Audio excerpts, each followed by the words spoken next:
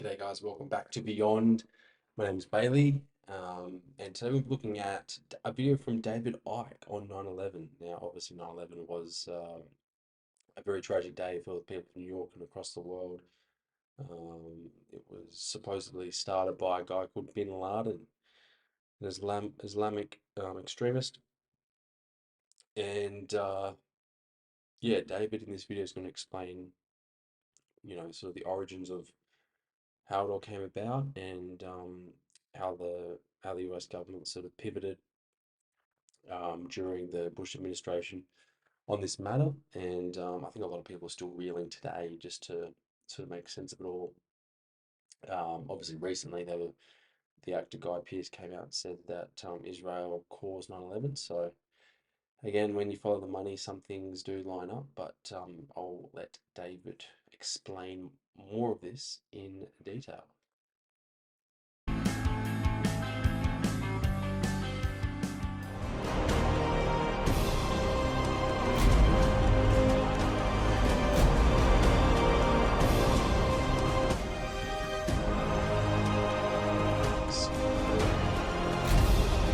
Back. Yeah. That's the most tainted award in the history of the world, that is. I bet you wouldn't go down on what? Would you go down in one knee in front of the Queen? No, you would not, David. I don't think so.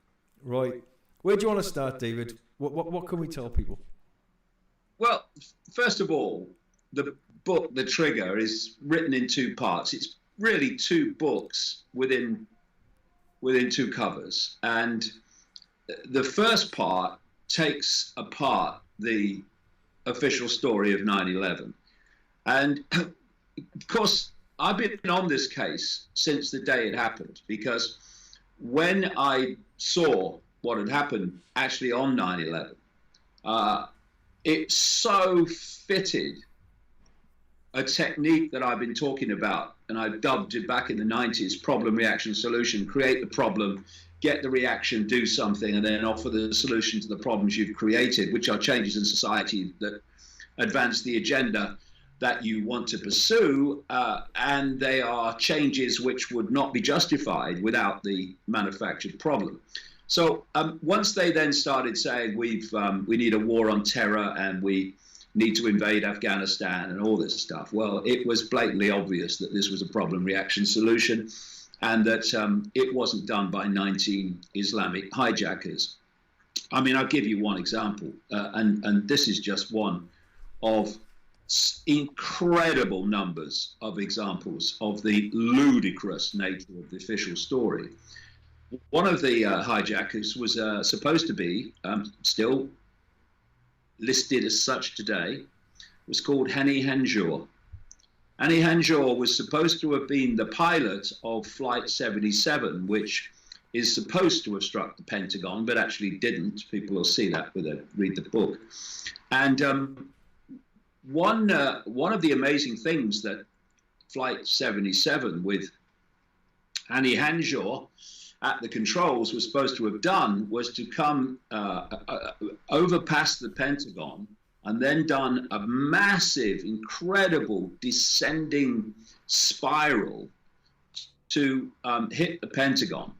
And somehow manage, it was brilliant really, to hit the one part of the Pentagon called Wedge 1 that had just undergone reinforcement to protect against the very kind of attack that was supposed to have happened on 9/11.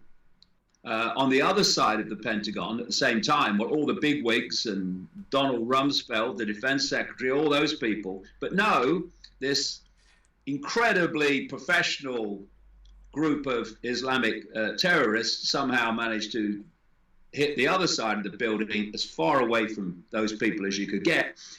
And to do that required this incredible spiral descent, which, as I quote in the book, pilots who actually have flown those planes, some of whom have flown the actual planes that were hijacked on 9/11, who said they couldn't have done what this guy, Hani Hanjour, did. Amazing, really.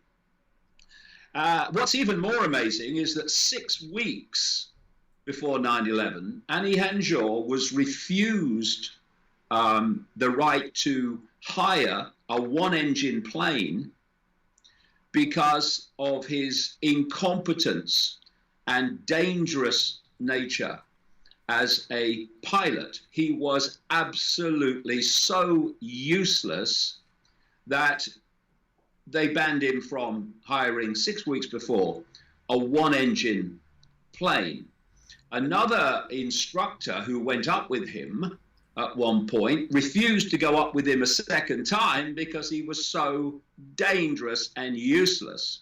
And this is the man still today who is named as the pilot of Flight 77, doing all those things that pilots that flew those planes say they couldn't do. And in the 9/11 Commission report, which, as I expose massively in the book, was simply set up to parrot the official story and shut out all evidence that challenged it. And one thing, David, give people a laugh and remind them who they put in charge of that. Well, I'll come to that in a second. Go on then. What I was going to say is the 9/11 Commission report said that Annie Hanshaw was the most effective, put it another way, he was the best pilot of the four on 9/11. So imagine, therefore, how bad the others must have bloody been when you look at his background. The 9/11 Commission was set up to parrot the official story. In fact, if you go back a step, in fact, 2 steps, Bush and Cheney fought tenaciously not to have an investigation at all into attacks on American soil involving the death of nearly 3,000 people. And that devastation, that catastrophe, they fought not to have an official investigation. Now, why would you do that unless you were in fear of what it might, if it was genuinely independent, might show? In fact, the trigger is the 9/11 Commission that should have been, right, but wasn't. Right. When eventually public pressure and questions like, you don't want an investigation into 9/11? Surely it should be the most painstaking, detailed investigation in American history. So they had to start to give. And they gave by appointing as head of the commission Henry Kissinger. Wow. Henry Kissinger has been an insider of this death cult that I'm exposing in The Trigger as being behind 9/11 for virtually the entirety of his adult life, at least. And of course, that was so obviously not credible. And when people started demanding that Kissinger name his clients in his notorious organization called Kissinger Associates, and as I've said in the book, if he'd have named his clients, it wouldn't have just taken the lid off. It would have flown it to Mars because of the people that he actually represents privately. So instead of revealing that, Kissinger stood down. And then they put a guy in charge as chairman called Thomas Keane, who later said that the commission was set up to fail, which is true, but he was chairman, so why did he let it? But the key person was Philip Zelikow. Philip Zelikow was the executive director of the 9/11 Commission.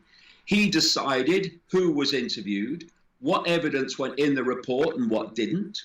And he ran the whole show, including writing the final report, in which he left out everything that challenged the official story. Even amazing pieces of evidence that were put forward never got in the final report. And Philip Zelikow was a big-time Bush administration insider. He actually wrote a book with the then Secretary of State, Condoleezza Rice, and he also wrote reports about the need for dealing with terrorism and warning about terrorism, including warning in one of his missives about a terrorist attack involving the World Trade Center before 9/11 happened. And Philip Zelikow, which when people get towards the end of the book and I start really getting into who actually did it, was also and is also an ultra-Zionist extremist. What you find as the book unfolds later on is the number of ultra-Zionists that were in positions of power crucial to making 9/11 happen and then to covering it up and making it a non-investigation is absolutely staggering. When you, I've got 3 chapters at the end, just a coincidence question mark, and then just a coincidence 2 and just a coincidence 3. It's extraordinary. I mean, for instance, how many people know that in 2001, 200 Israelis were arrested and questioned in America over being involved in an Israeli spy ring. 140 were arrested before 9/11 and 60 afterwards. And they were operating a spy ring all across America. But the focal point of this spy ring was Florida. And in particular, a place in Florida, not far from Miami, called Hollywood. Hollywood just happened to be one of the key centers of the so-called Islamic hijackers blamed for 9/11. Some of them lived in the same street as some of these people in this Israeli spy ring. It's funny how when he said Miami, I instantly thought of Jeffrey Epstein. I mean, he was a Mossad agent owned by Israel. So, and it's funny how ever since the Weinstein, Epstein stuff have come out, Hollywood has just been dissipated to nothing. It's like it's never existed.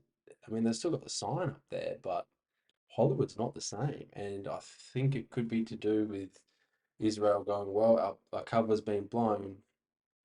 You know, if everyone's going to find out, and if everyone wants to see the list, which they'll never see, it'll be redacted, we'll get all the names out, then you guys are going to have to fight us.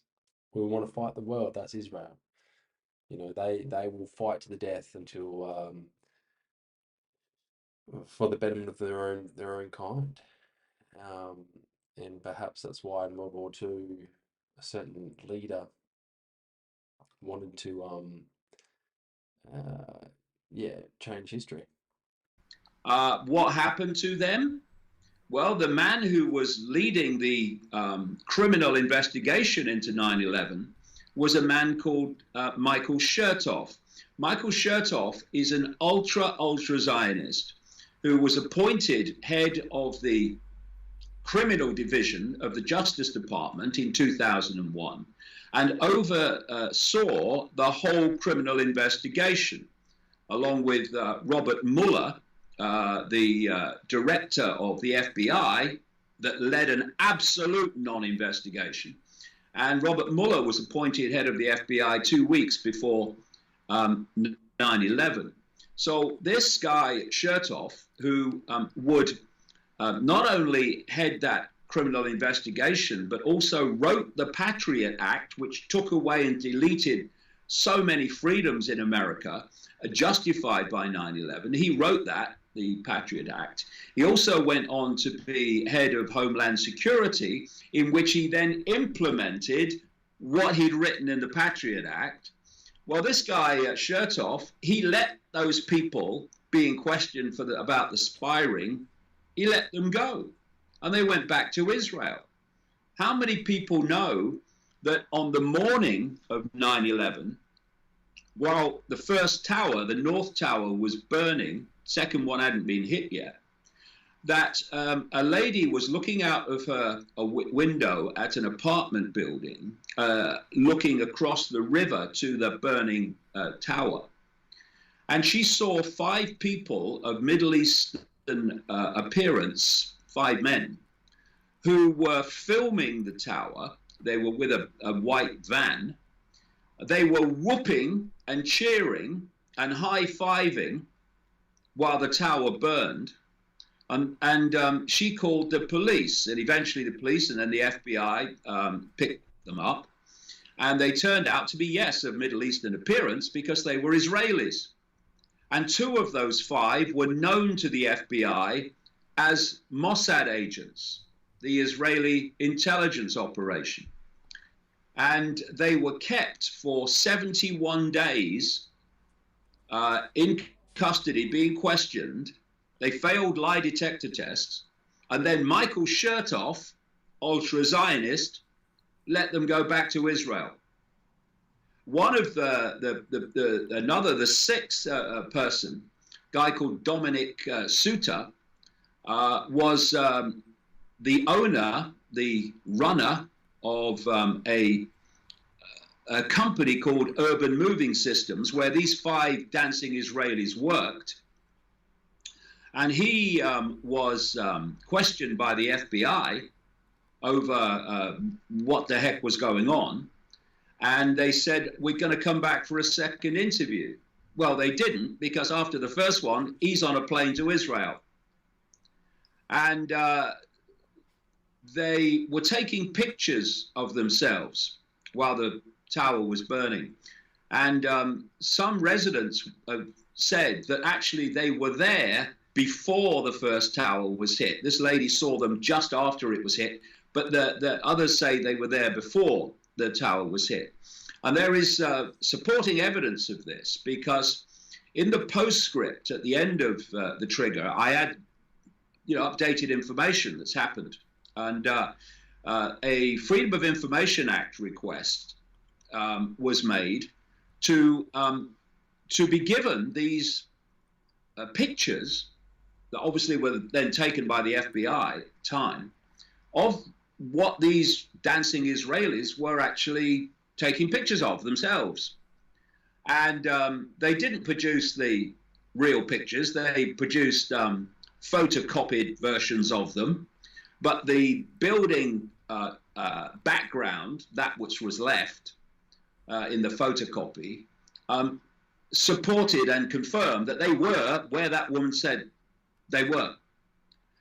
All of the pictures were dated September the 11th, except one, involving one of these known Mossad agents.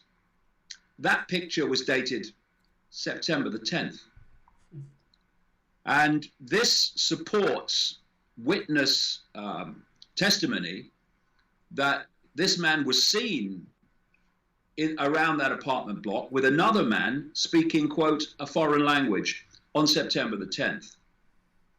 And despite that, they were let go back to Israel. And the prior knowledge of what was going to happen was blatantly obvious. And when you look at the whole story of 9/11, Israel, Mossad, Israeli military, the Israel Defense Forces, etc., are just so obviously involved. These 200 people, Israelis, that were questioned over this spy ring, many of them were posing as art students, very non-convincingly to many people. And when they were arrested and questioned, many of them turned out to be experts in explosives, in computers, etc. All the things, as I explained in the book, were necessary to do 9/11. And they were either present or former, not that you're ever former, members of the Israeli Defense Forces that had specialized in their service in things like explosives and computers, etc., as I say, and many other skills that were vital to pull off 9/11. And what we've had over the years is this fear of being called anti-Semitic that has stopped this coming out. Some people have tried in a more low-profile way, but it's the fear that most people have, oh, we can't go there. So they talk about an inside job. Well, it was, but it wasn't just an inside job of people in America, although absolutely they were involved as well. It was the work of a cult. And in the second half of the book, I tell the history of this cult in some detail. And I'll briefly explain now just the headlines, the bullet points. This manipulation of the world goes back thousands of years, but you can pick up the element of it that's very, very relevant to what is happening today, or that's happening with technology and the smart grid. You can pick that element of it up, and that which was behind 9/11, you can pick it up in the 17th century. And a man called Sabbatai Zevi, he was a Sephardic Jewish guy, but he weren't really. He hated Jews, and so did the cult, and so does the cult that was formed in his name. Zevi claimed to be the Jewish Messiah, and he started this cult, which was then called Sabbateanism. And basically what they did was invert the Jewish belief system. So if in conventional Judaism, a certain day was a fast day, then in Sabbateanism, it would be a feast day. And that's kind of, okay, that's quite mild, that's all right. But this inversion then takes us into some very, very dark areas, and areas that explain what is happening today, explain the Epsteins and the Savills, for instance. Because if it was a taboo to have sex with children, then under the inversion law of Sabbateanism, then it was not only not taboo, it was to be encouraged, and was part of what you had to do, because this was the sales pitch that they sold to these followers. And he had about 1 million followers in the end, according to Jewish sources. And by the way, what I'm saying in this description here, these historical bullet points, they're all from Jewish sources, all of them. Because some people in the Jewish community know what I'm saying is true. Most of them don't. They've been hoodwinked. So this Sabbateanism got about 1 million followers, and we're talking in the 17th century. I mean, that is a massive, massive part of what was then the Jewish community that were following this alleged Messiah. In the end, he was operating in the Ottoman Empire, the Islamic Empire, and he was in Turkey, and the Sultan, head of the Ottoman Empire of the time, gave him a choice. You can convert to Islam, or you ain't going to be around very long. And of course, he didn't have to consider it very long, and he decided to convert. Many of his followers decided to convert, but converting in public only. They lived outwardly as Muslims and practiced Sabbateanism, which is another word for Satanism. It's a death cult involving incest and all the things that, you know, I've been putting out for years and years about this elite today. That you can chart them back even further than this, but you can absolutely chart them back to the formation of this Sabbateanism. And their technique, their big modus operandi was infiltration, posing as outwardly a Roman Catholic, a Muslim, a Christian, whatever, but actually being a Sabbatean in private, pushing the Sabbatean agenda. And like I say, the sales pitch for the followers was, you have to do as much evil as possible, because the more evil you do, the quicker God will come and sort the world out. I know it's ludicrous, but that was the sales pitch. Of course, they didn't believe it, but they just wanted the followers to believe it. And it got the term, Sabbateanism, of redemption through sin. That was the line. Wow. Be redeemed by being as evil as possible. This was the way it worked. Then in the 18th century, the next century, along came a guy called Jacob Frank. Jacob Frank was another Sephardic Jew, but wasn't. He was a Sabbatean. And he claimed to be a reincarnation of Sabbatai Zevi and a reincarnation of the biblical patriarch Jacob. And he took Sabbateanism into still new depths of depravity. Jewish historians have described Frank, Jacob Frank, in terms of one of the most evil people the Jewish community has ever seen. And he really focused on infiltrating the Roman Catholic Church. He converted lots and lots of apparently Jewish people, actually Sabbateans, who hate Jews, by the way, into the Roman Catholic Church. And in the 18th century, he got together with a guy called Mayer Amstel Rothschild in Germany. Mayer Amstel Rothschild was the founder of the Rothschild dynasty. The Rothschild family up to him was called Bauer. It was a Middle Ages occult family, Bauer. And he changed the name to Rothschild, which means red shield in German. And it was the Rothschild name came from the red shield, the Star of David, on their house in Frankfurt.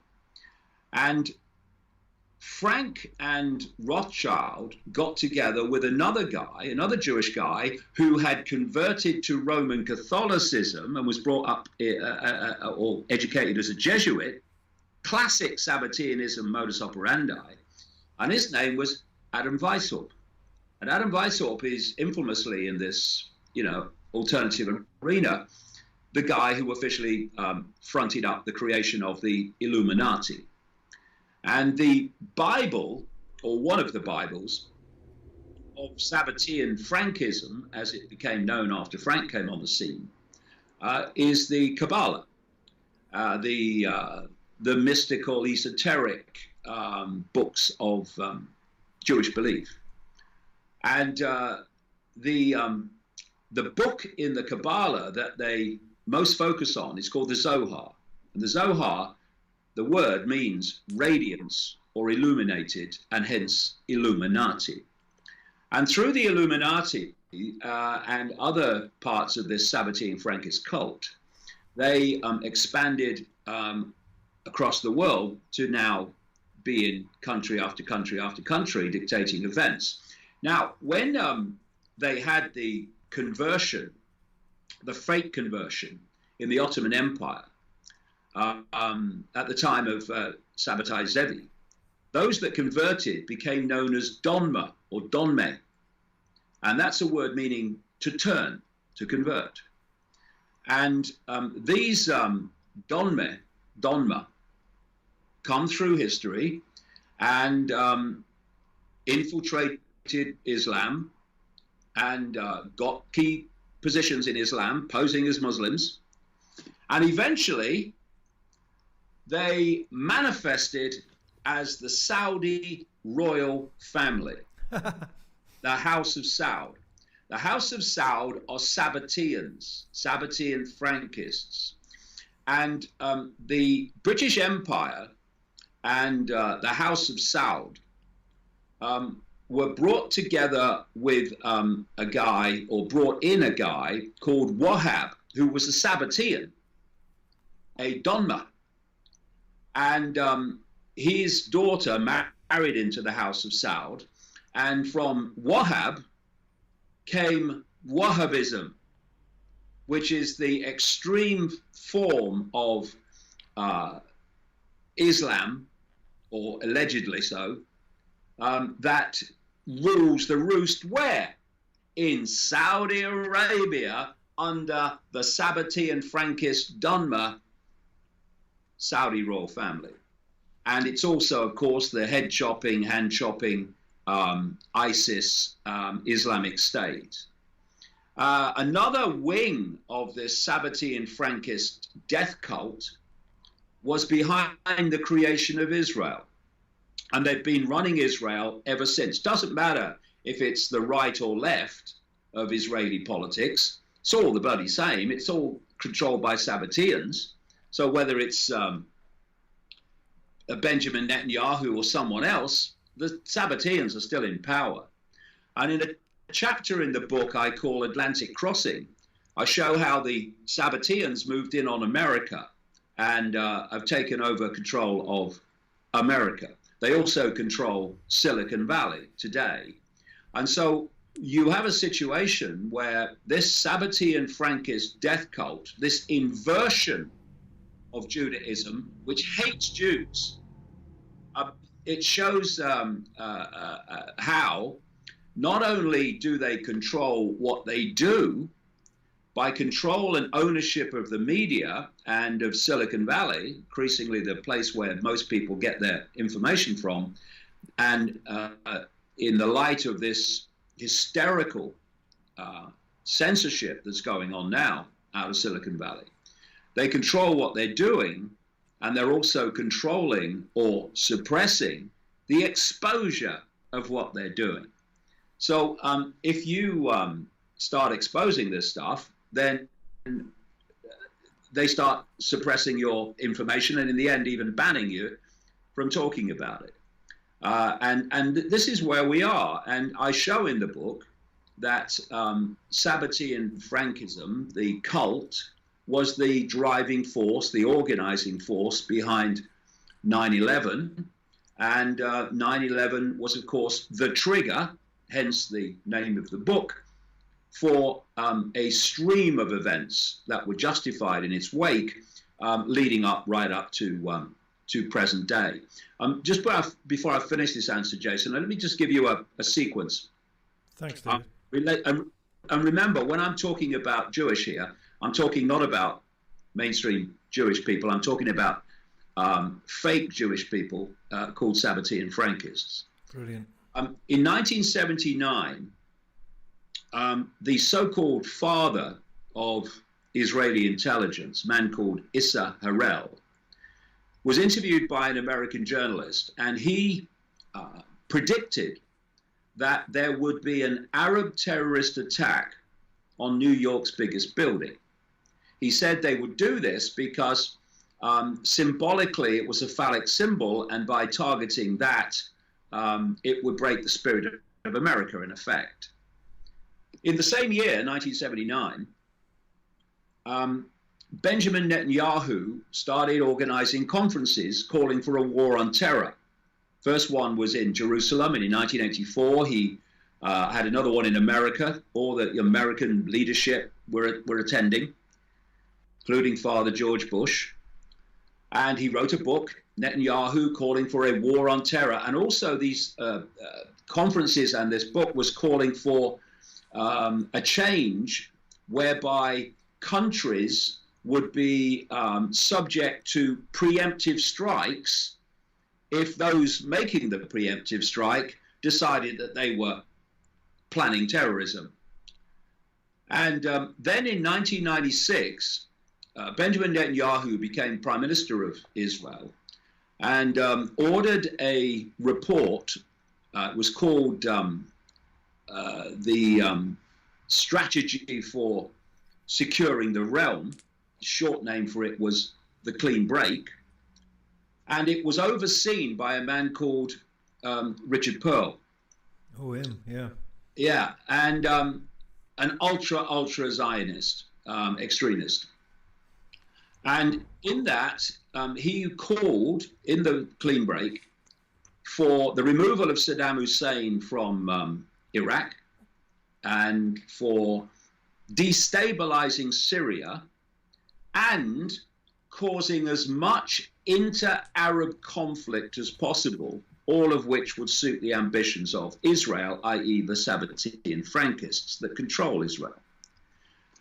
In 1997, a year after that, Richard Pearl in America and a stream of other ultra-Zionists created an organization called the Project for the New American Century. The co-founders were ultra-Zionist extremists called William Crystal and Robert Kagan.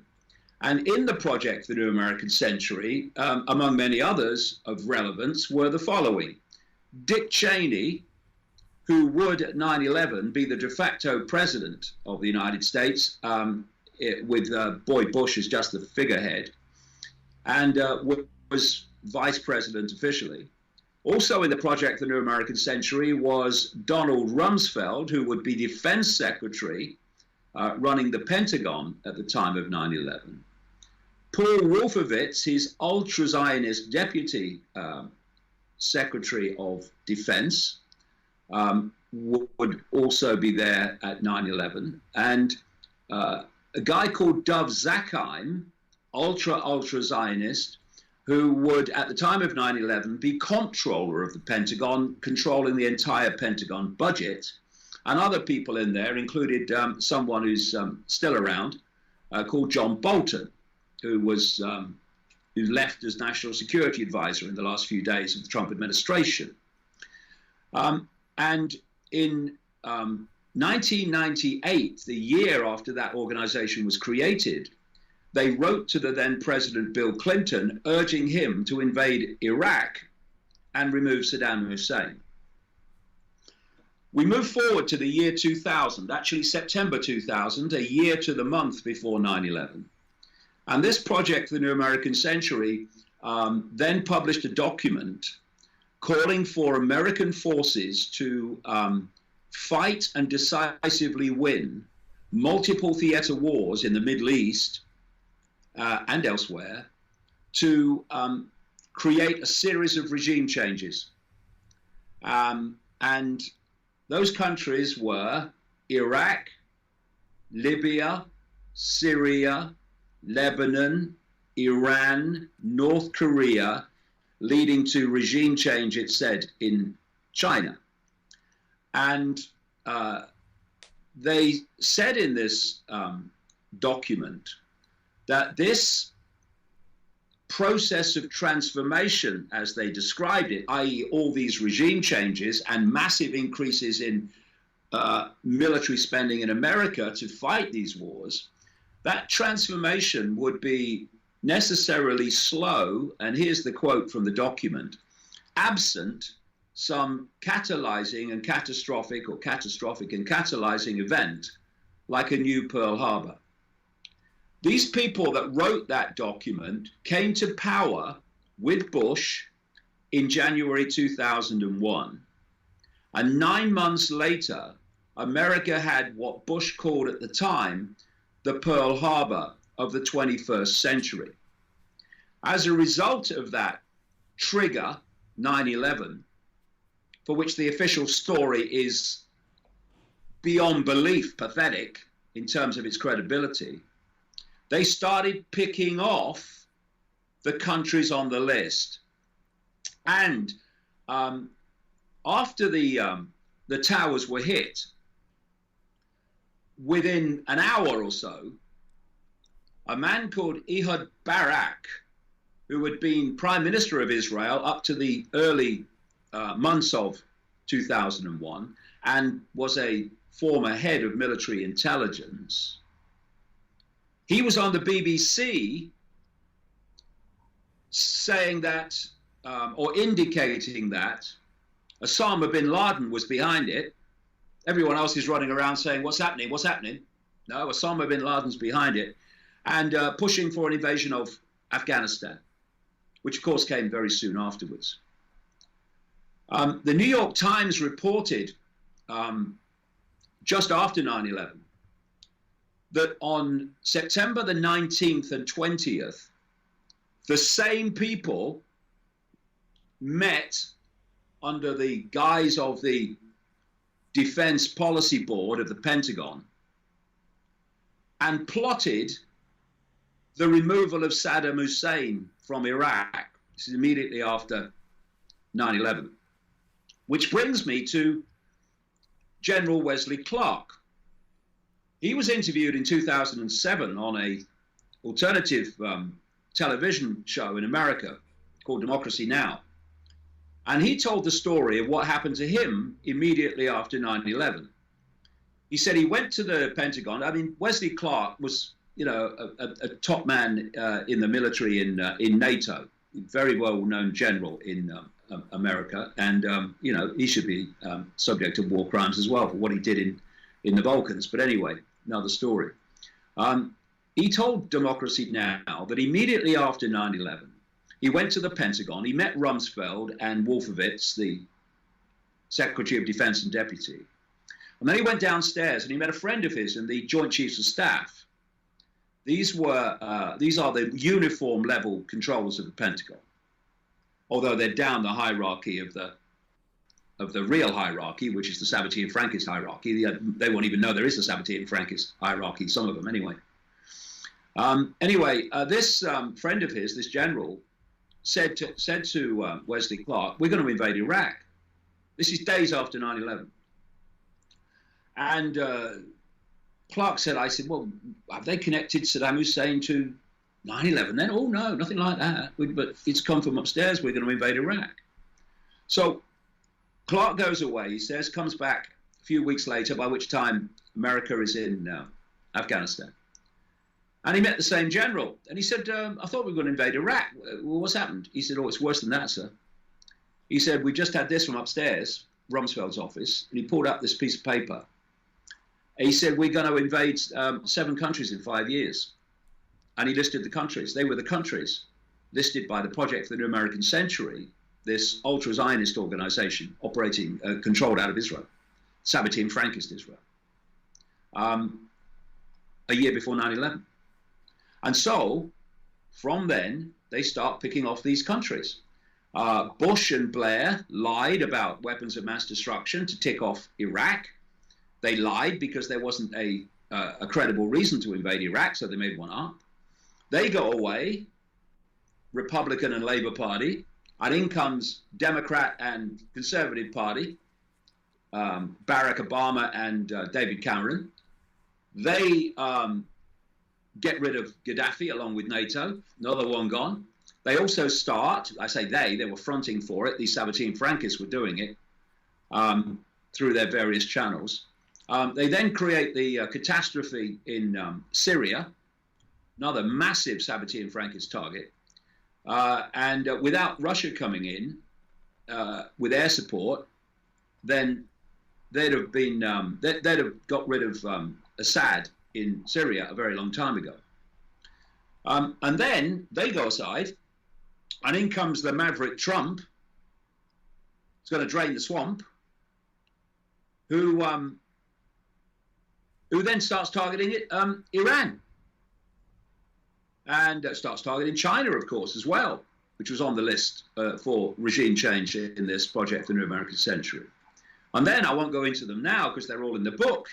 But when you then see the major players before, during, and after 9/11, in terms of the cover-up afterwards, and you find they're dominated by ultra-Zionists. And just to put that into context, the Jewish population of the world, a lot of people will be stunned by this. The Jewish population of the world is 0.2%. Depending on how you define what a Jewish person is, there are different definitions. The mean figure between them is about 16 million. 16 million Jewish people in a world of 7.7 billion. There's only 2% of the population of America is Jewish, and that's, along with Israel, by far the biggest, massively by far, the biggest Jewish populations in the world. And the people that I'm talking about, these we hate Jews but will pose as them, Sabbatean Frankist cult, is a tiny, tiny fraction of that 0.2% at 16 million. And yet, the ratio of such people in those positions of power before, during, and after 9/11 is utterly, utterly staggering. They covered every base to make sure it happened and that the truth of what happened didn't come out. And I've gone for this big time in The Trigger because It's funny he mentions obviously Zionism or Zionists because with the COVID-19 that we all went through back in 2020, basically everyone on that board that created the vaccine in both AstraZeneca and the Pfizer, the whole board was Jewish, and they're all Zionists. So as we discussed earlier, um, we've got to put aside consequences, and we just got to tell the bloody truth and let the truth do its work, because it's intimidation, fierce intimidation, that is stopping this coming out. yeah, and there you go. It's fierce intimidation. It's like, well, you're racist if you speak out bad about Jews or Israel. It's like, well, you could tell with what David just said there, it's 0.2 of the world's population is actually Jew by whatever definition you give to what being Jew is. So it's not like they're a massive amount of people. And as you mentioned, the saboteurs, they're the ones that are ruling Israel. And Israelis, the normal everyday Israeli, probably doesn't agree with what they're pushing. So it's interesting. But that's 9/11. So yeah, you can obviously dig dig deeper into his world and buy some of his books. Obviously, David Icke's, I think, written now over 30 books. He started in the early 90s, so he's been going at it for quite some time, and he's got some really good information, great insights. So he's a fantastic man, David Icke. He was definitely the one for me that if I had listened to him during 2020 or just a bit before, I definitely think I would have been swayed not to go down that path. But that's yeah, that's another story. But what do you guys reckon? Comment down below, like and subscribe. It really helps out the channel. My goal is to get to 1,000, so if you can help me, that would be very much appreciated. And I will see you guys in the next one. All right, cheers, guys.